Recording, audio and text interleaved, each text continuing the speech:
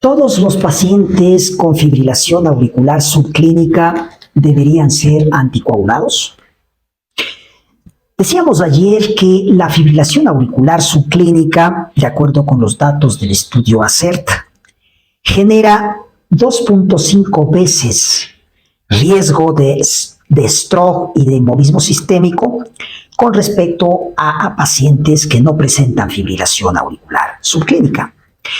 Pero la pregunta hoy es, ¿todos los pacientes con fibrilación auricular subclínica, es decir, con episodios de fibrilación auricular que son detectados exclusivamente por los dispositivos, como por ejemplo un marcapaso, un desfibrilador cardioversor implantable o un marcapaso de terapia de resincronización cardíaca, etcétera, pero sin evidencia de fibrilación auricular en el electrocardiograma de 12 derivaciones? Intentemos contestar a esta pregunta. El estudio ACERT enroló a 2.580 pacientes de al menos 65 años de edad, con hipertensión en la línea de base y sin historia de fibrilación auricular, en quienes un marcapaso o un desfibrilador fue recientemente implantado.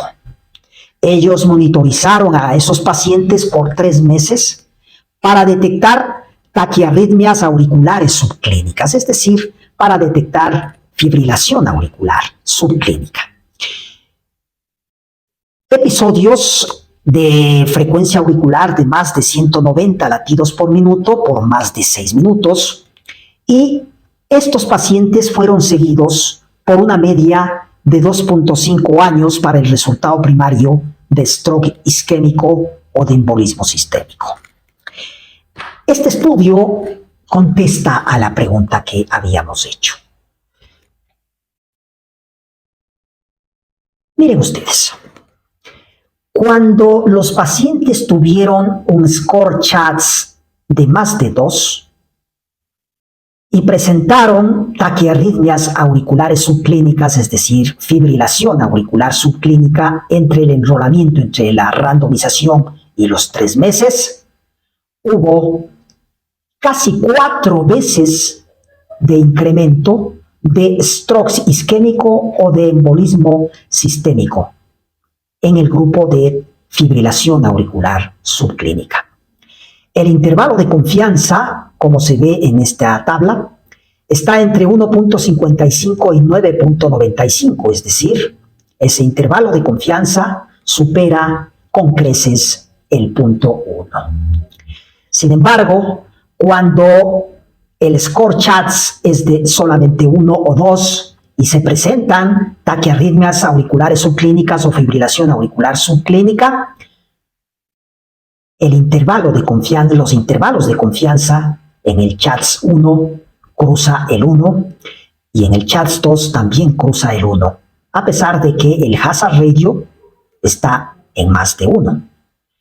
Por tanto, nosotros podemos ya contestar a la pregunta de acuerdo con los resultados del estudio ACERT, para decir que en pacientes con fibrilación auricular subclínica que tienen un score CHADS de más de 2, hay que anticoagular, porque el riesgo de stroke o de embolismo sistémico en ellos es 4 veces con respecto a aquellos pacientes que no presentan esta arritmia, que no presentan fibrilación auricular subclínica. Nos preguntaremos luego, ¿cuál es la incidencia de fibrilación auricular clínica ya, es decir, fibrilación auricular detectada por un electrocardiograma, en aquellos pacientes que presentaron fibrilación auricular subclínica en los dispositivos que ya hemos señalado? Y el mismo estudio ACERT responde a esta pregunta. Durante el curso del estudio, la fibrilación auricular clínica se desarrolló solamente en aproximadamente 16% de pacientes con fibrilación auricular subclínica. Es decir, puede haber un retraso entre los eventos subclínicos y la detección clínica. Sin embargo, pacientes con CHADS 2, de más de 2, y fibrilación auricular subclínica ya tienen 4 veces un riesgo mayor de eventos trombóticos que aquellos pacientes que no presentan fibrilación auricular subclínica. Ojo con esta observación.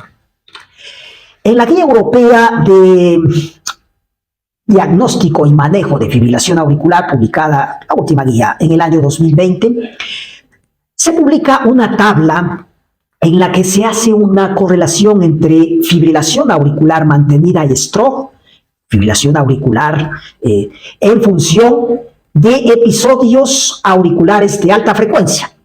¿Qué son estos episodios auriculares de alta frecuencia? Estos episodios pueden ser intercambiables en concepto con fibrilación auricular subclínica. Y el CHA2-VASc. Nosotros vemos en la tablita de la derecha la carga diaria base o simplemente la duración de la fibrilación auricular o el hecho de no presentarse fibrilación auricular en aquellos pacientes que portaban dispositivos los dispositivos ya señalados y que no tomaban anticoagulante oral. Y nosotros vemos que cuando relacionamos esta carga de fibrilación auricular subclínica, encontramos que cuanto más carga de fibrilación auricular subclínica existe, mayor es la tasa de stroke. Incluso, o analizando, de acuerdo con cada uno de los puntajes del CHA2-VASc.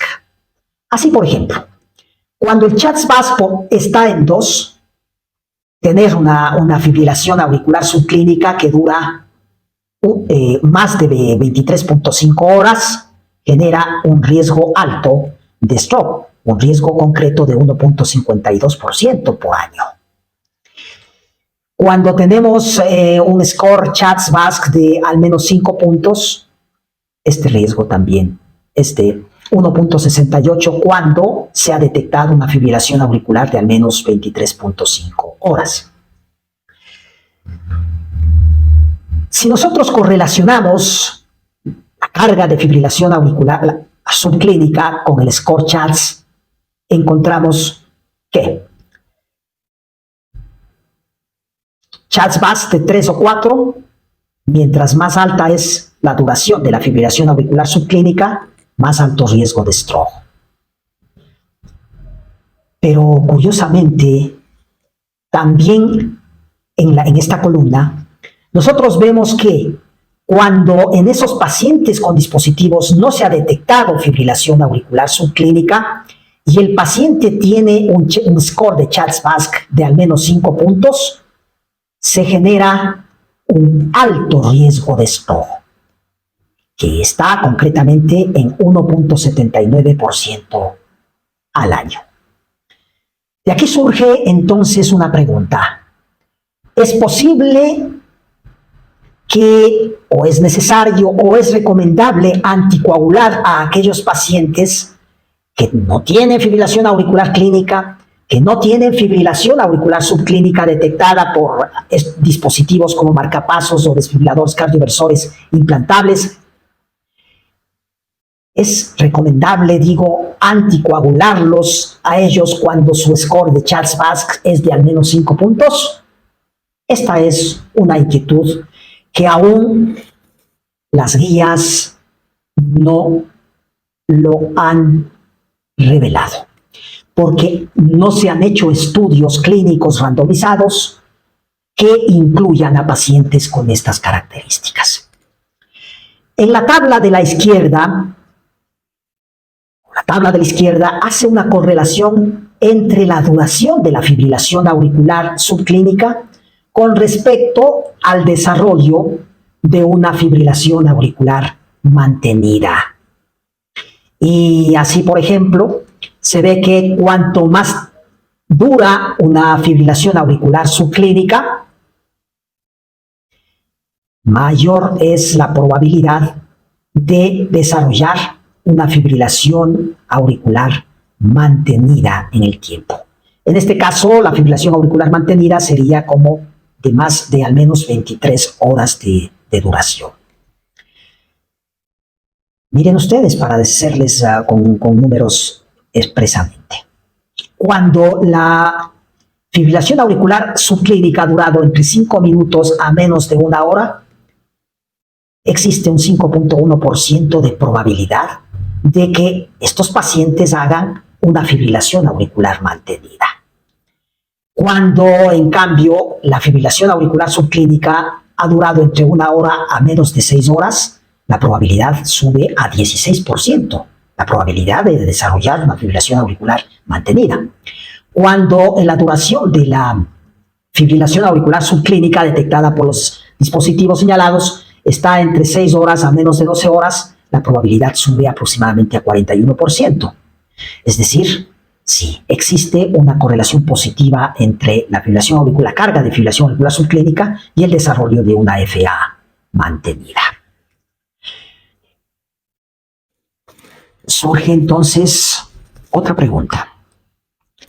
¿Cuál es la duración de la FA subclínica a partir de la cual nosotros debemos anticoagular a los pacientes? El mismo estudio ACERT responde a esta pregunta. Un episodio de FA subclínica que dure al menos 24 horas es importante desde el punto de vista clínico y porque puede promover un riesgo de embolismo sistémico y de stroke muy alto. Y en esos pacientes deben ser anticoagulados. Muchas gracias.